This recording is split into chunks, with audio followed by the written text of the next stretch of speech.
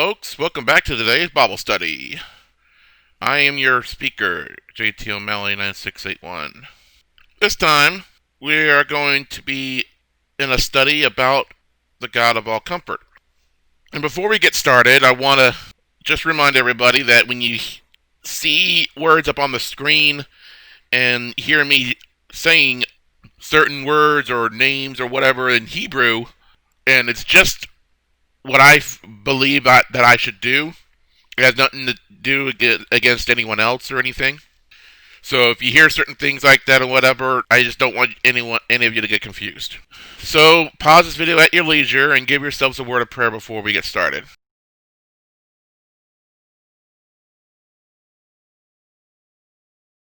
Okay, the title is The God of All Comfort.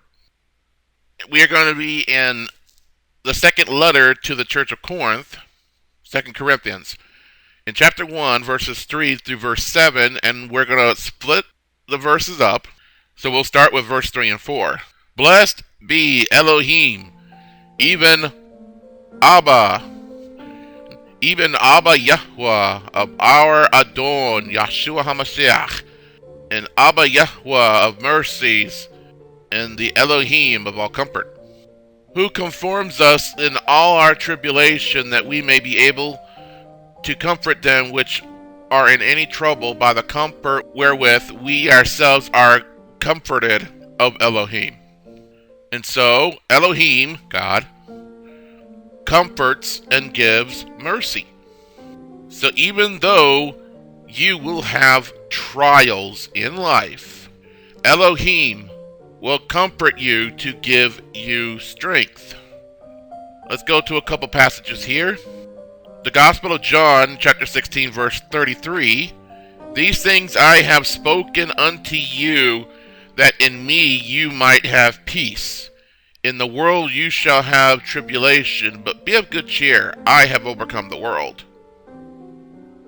We all must remember, even though it hurts and it's almost unbearable, we need to remember when people disrespect you, if you are born again and in truth in your heart for Yeshua HaMashiach, then he is the one who is being disrespected.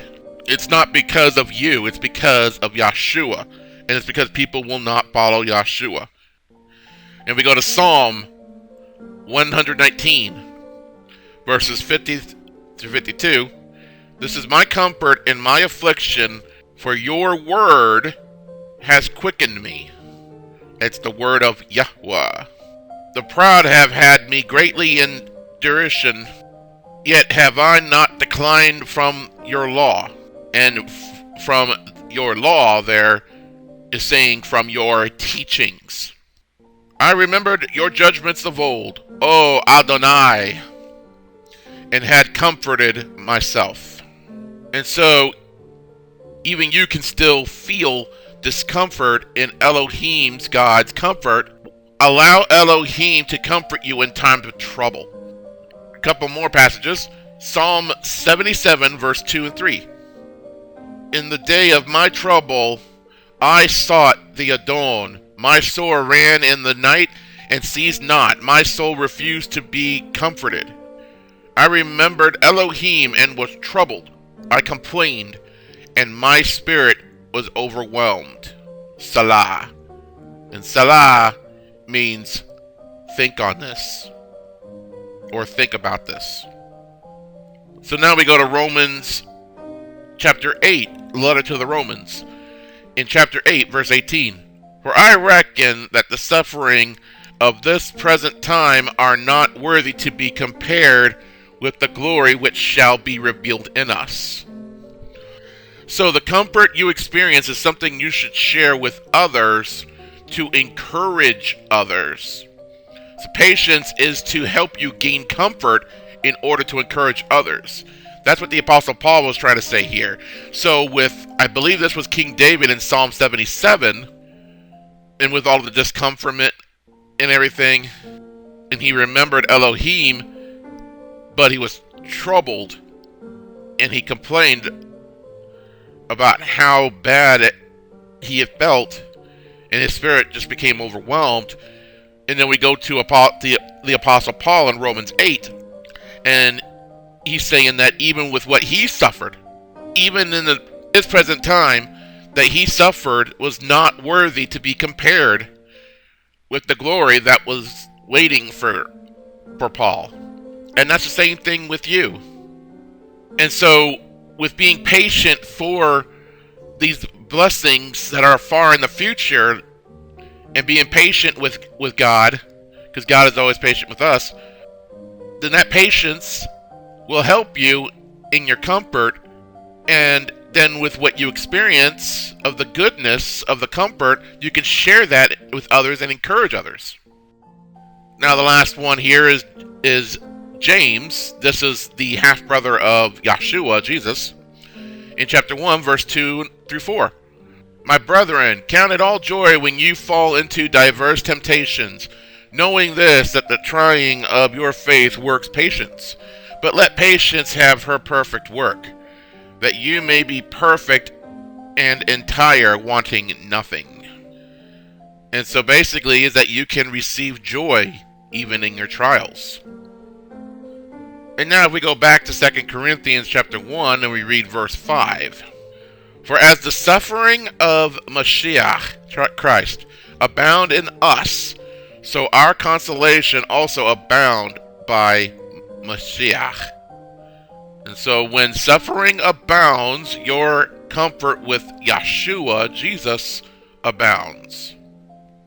And with a couple cross references here, back in Romans, the letter to the Romans, in chapter 5, verse 3 through 4. And not only so, but we glory in tribulations also, knowing that tribulation works patience, and patience experience, and experience hope.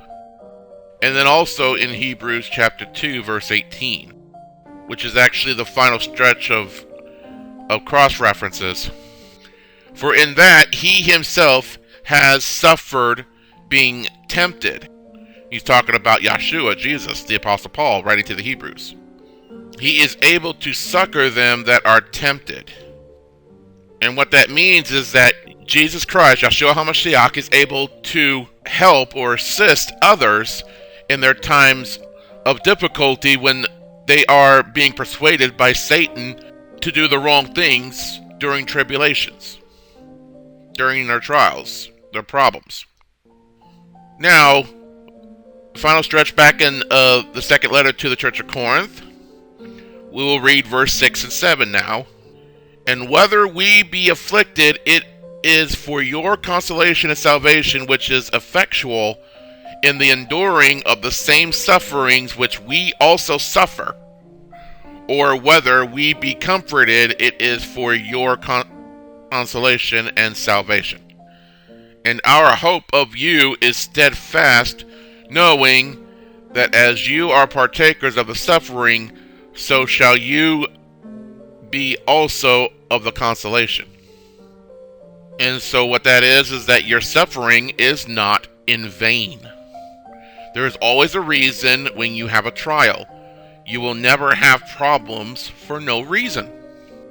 And so if you are comforted, it is so that your brothers and sisters in Mashiach can comfort you. And so this can allow you to be patient to accept the sufferings that you have or are having. And so the hope that we all should have should be strong as a result of this, because it's not in vain. All of us share in sufferings. So we should all come together as one body. Even though we have like different branches and whatnot, we all should come together all as one. We may have our disagreements and such, but we should all come together as one when it comes through these types of trials.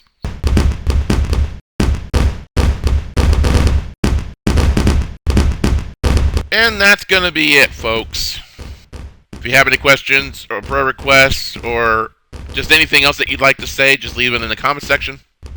I hope for those of you who have viewed this thing through and have really come to wanting to understand more, I hope you learned something from this. And if you're not born again, I urge you to go to a solitary place, to be alone, and speak to Yeshua, Jesus, in prayer, for him to be your Lord and Savior. Jesus Christ. To change your life. To not let yourself be conformed to the ways of this world. The stage is really being set, and the rapture is coming. It could be years still. We don't know how much longer things are going to go before the 7-year tribulation would even begin. But we are seeing a lot of things that are foreshadowing what's going to happen. And even I'm having my trials, believe it or not. I'm far from perfect. So follow me on social media on my 2 YouTube channels. Also on Vimeo, BitChute, Facebook, Twitter, GamingOne.com, and LinkedIn. Links will be in the video description. And Allah willing, I'll have another Bible study up soon. I don't know how soon, but it'll be soon. And with that, this is JT O'Malley 9681 signing off. And I bear this Bible study in the name of thy Son, Yahshua HaMashiach, Jesus Christ. Amen.